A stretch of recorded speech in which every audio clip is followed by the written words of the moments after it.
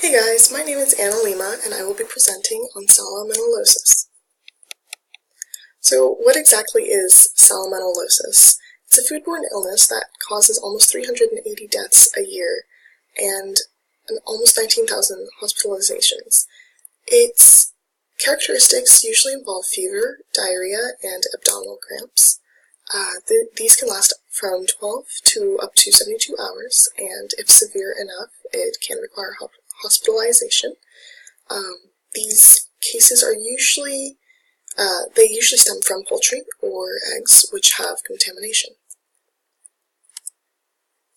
So a little bit of history on salmonellosis. It's a bacteria and it makes people sick.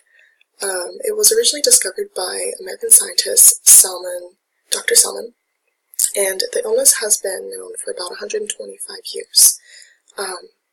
So people will become infected with the bacteria Salmonella and have the disease salmonellosis. So a little bit about the infectious disease itself. Its family is Enterobacteriaceae, and its genus is Salmonella.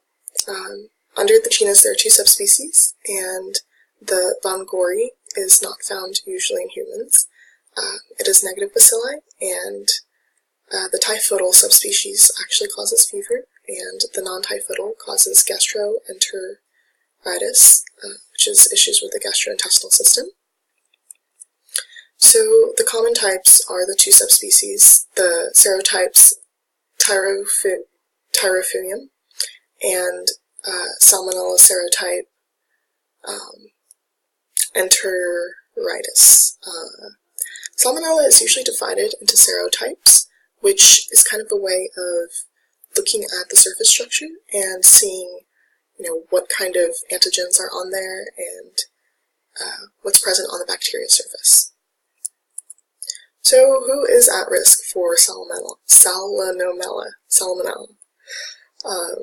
Usually it's children. Children under the age of 5 are the most at risk, and elderly, anyone with a weak immune system, they're the most likely to develop severe infections and require hospitalizations. So a few of the symptoms that are usually go hand in hand with salmonella are diarrhea, vomiting, and abdominal cramps.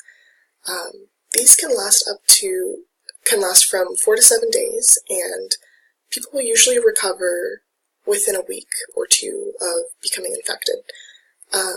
But sometimes the diarrhea is so severe that it causes dehydration, and so people require hospitalization to have those fluids restored via IV.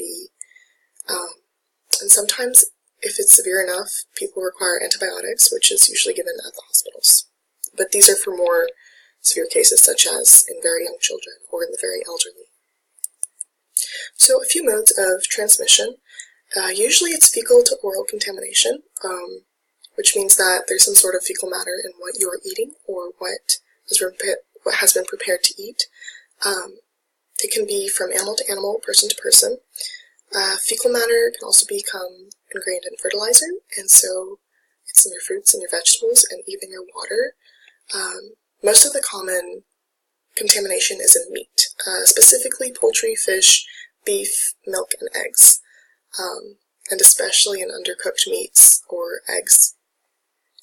Here you can actually see the percentages, 29% poultry, 20% fish, eggs, cheese, fish, lettuce, cheese, 18% eggs, 13% vegetables, and 12% pork, and 8% beef.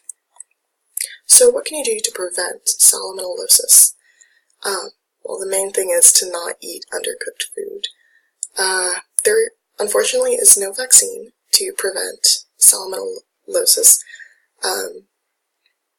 but people should just avoid eating raw foods, undercooked eggs, poultry. So when you have your meat done, make sure to get it medium to well done, and this helps prevent most of the raw matter of potentially becoming infected and contaminated by salmonella. Here we have two pictures. We have the meat, which is very raw, and, well, rare, and we have the egg, which is also slightly undercooked. These have greater potential to actually be carrying salmonella, and so it's advised that people not consume anything raw or undercooked. This can also include dairy or milk products. So what are the treatment plans for salmonellosis? Usually the disease will resolve itself in about a week. However, it does take a few months for bowel movements and any sort of gastrointestinal system to kind of get back to its normal functions. Depending on the severity of the disease, we can also see that antibiotics will be prescribed. But again, this is for severe cases. Most of the times, salmonella is just, it resolves itself, which is why there is no vaccine for it. So you can actually get salmonella from turtles or geckos or any sort of reptile. This was a really interesting fact that I discovered when I was looking at the different outbreaks in the US. And between January 16th and April 8th of 2016, 300 people from 26 states were infected with salmonella. And although no deaths were associated with salmonellosis, there were 38 people who were hospitalized, and 41% of them were 5 or younger. So this kind of goes back to what I was talking about, that elderly and younger children are specifically at risk for this disease, and most people are advised to not have turtles or geckos or even reptiles as pets. Turtles and geckos are usually the better carriers for salmonella. But especially around young children, or even if they do, to make sure to maintain cleanliness. So washing hands, making sure to not wash cages and such near sinks or food preparation areas. So rather of getting reptile as a pet, people need to make sure to lower the risk and instead just stick to the comic books, the turtles. And hopefully this will help lower the stem of salmonella infections and just in general avoid the bacteria. It's very easily avoidable, and hopefully by treatment and prevention we can better educate people on how to avoid salmonellosis.